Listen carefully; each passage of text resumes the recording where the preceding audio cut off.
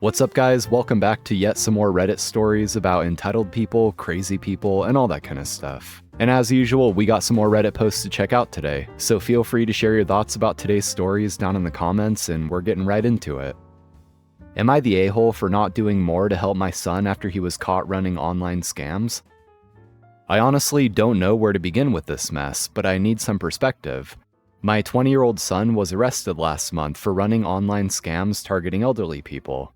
Apparently, he and his college buddies had been doing this for months, pretending to be tech support, calling seniors and convincing them to give up their banking information or send gift cards for fake computer repairs. Their whole operation came crashing down when they targeted the wrong person. They called someone whose daughter happens to work for the FBI's cybercrime unit. She immediately knew it was a scam and had them traced. Within days, the whole group was arrested. They found records of dozens of victims on my son's laptop, and he'd even kept spreadsheets tracking how much they'd stolen from each person. What terrifies me is how close he came to federal charges. The FBI was involved initially, and if they'd stolen just a bit more across certain lines, this could have been so much worse. As it stands, he's facing state fraud charges, and the evidence is overwhelming. His public defender says pleading guilty is the only realistic option. I've already drained my savings to get him a better lawyer, but there's no getting around what he did. The worst part? He had absolutely no reason to do any of this. I work 2 jobs to pay his tuition and living expenses. He has a meal plan, a nice apartment near campus, and I even give him spending money. I've never made him get a job because I wanted him to focus on his studies. Now he's furious with me because I won't take out a second mortgage to hire some expensive attorney who promises to make this disappear. He keeps saying I'm not doing enough, that if I really loved him, I'd find a way to fix this. He acts like this is somehow my fault or my responsibility to solve. The money he stole, thousands of dollars from vulnerable seniors, was just for things he wanted but didn't need. Gaming equipment, expensive clothes, nights out with friends. Meanwhile, I'm working myself to the bone to support him, and he repays me by victimizing people my own mother's age.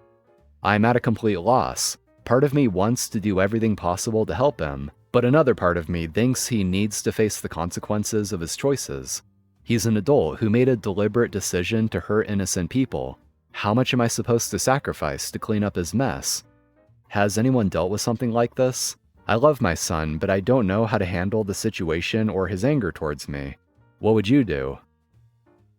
Yeah, and that's the thing. This guy's anger towards his mom is just misplaced anger. He's old enough to know that he's the one who screwed up, but he still has a child's mindset thinking it's his mom's responsibility to clean up his mess. And she already did hire an attorney for him, something better than a public defender. Yet he still expects her to pay an arm and a leg for an even better attorney. One that still might not even be able to get him out of this, because it sounds like the case is pretty cut and dry, that he's basically f***ed.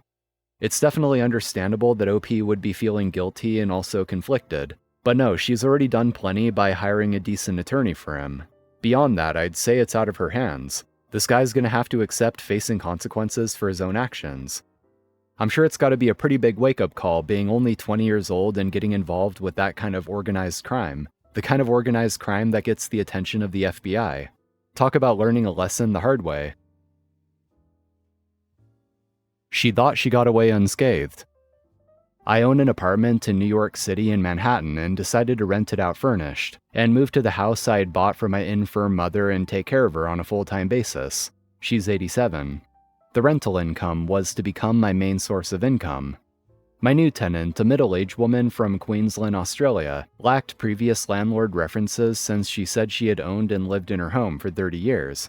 She was gainfully employed, met the financial criteria to qualify, and provided some solid letters of reference. Long story short, she stopped paying the rent 7 months into her 1-year lease. My attempts to contact her were ignored, so I took her to housing court and had her evicted, and sued for damages in small claims court. Damaged microwaves, stained sofas, apartment left in filthy condition. As you can imagine, she skipped the court dates, surreptitiously moved out of the apartment, completely ghosted me, and fled back to Australia, where it would be very expensive for me to remotely hire a local lawyer to domesticate the final judgments and garnish her wages. I was adamant that she wasn't going to do this to any other landlord and plotted my revenge. She has a very unique name, so I bought her domain name. Let's say her name is Jane Smith. I purchased janesmith.com and built a website. I proceeded to post the details on said website. Her photo, an official copy of the financial judgments I won against her. She owes me $16,000 in unpaid rent, plus $7,000 plus in damages, including photos of the filth left in the apartment, the damaged furniture, and broken microwave. The notice from the marshal posted on the door with eviction details. Details about where she worked and the club she frequents in Queensland to play bridge. I was very careful to only include facts so as not to be accused of slander. I focused on the SEO of the website and managed to have the website be the #1 result when you Google her name. Then I sat back and looked at the stats of the website visits, which showed her employer had visited the site, and it seems that her contract was not renewed and she seems to now be unemployed. I also got emails from some people who had seen her at a professional conference she attended and wanted to let me know her whereabouts. In addition, I communicated with the people who wrote letters of reference on her behalf when she applied for the apartment and told them about her unscrupulous behavior. It's now going to be 3 years. I still own her domain name. Website is still up and still gets visitors, and if you Google her name, it's still at the top of the rankings. She's still trying to get consulting jobs, but anyone searching her name on the internet immediately finds the website and discovers that behind her professional credentials and PhD lies a deadbeat. Although keeping the website going is costing me some money, the satisfaction of knowing that she has been publicly unmasked and can't swindle others continues to give me great satisfaction, especially when I see that some visitors from the website arrived at the site via internal corporate communications, Microsoft Teams. So I suspect she's still trying to find employment, and when they Google her name and find the website, it leads to internal team discussions about her character and her job prospects vanish. She arrogantly and callously stole $20,000 from me in unpaid rent and damages, and it is now costing her far more than she saved in unpaid rent. Any jobs she applied for, any apartment she tries to rent, anyone who she tries to date, she's single, will know the truth behind the mask. Angela in Queensland, you now know, around and find out. Am I at fault when a college student gets hit but doesn't check the road both ways? And for context about this next post, it was posted in the legal advice subreddit. And occasionally you see people in these subs where the person asking for advice is obviously at fault in the situation they're in, and are just completely grasping at straws to try to find a way out, sometimes to a hilarious extent. This is one of those posts. The post reads, St. Cloud, Minnesota. I was driving on my way to work and I have to cut through the college to get to my workplace. It's winter and cold and snowy, and I understand jackets are important, very important right now. This happened not too long ago, but as I was driving, I noticed someone was walking towards the road, and they just keep walking. I was hesitant to stop for a while until they crossed because they were still a good distance away from the road, and I assumed they would check for cars before crossing. Nope. I stopped at the stop sign. The person got to the stop sign. I started driving and I hit/bumped her and ran over her foot. When I got out, she was yelling out of pain and was like, "Did you not see me? Why would you run into me? Check your mirrors, my goodness."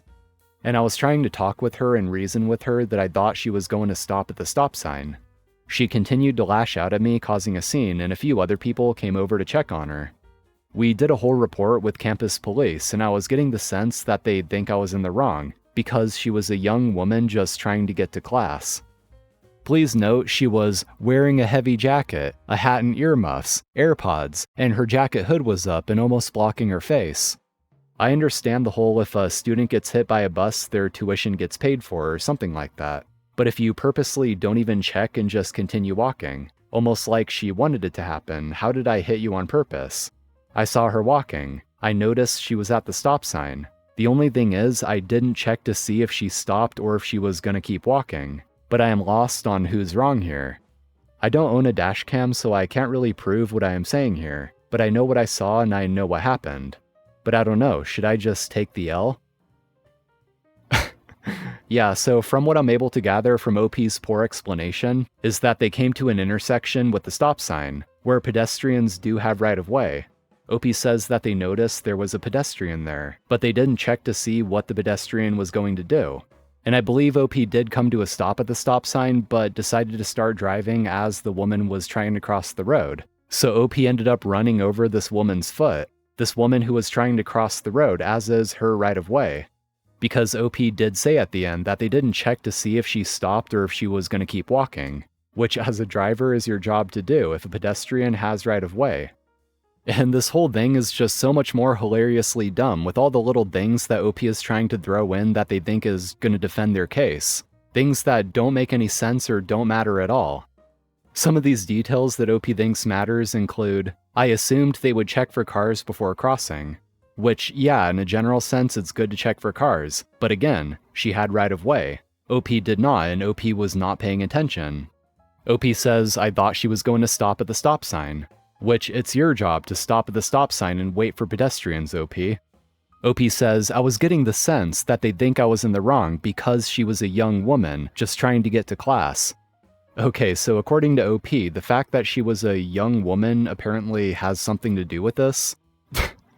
And it just gets worse when OP says, please note, she was wearing a heavy jacket, a hat and earmuffs, AirPods, and her jacket hood was up and almost blocking her face.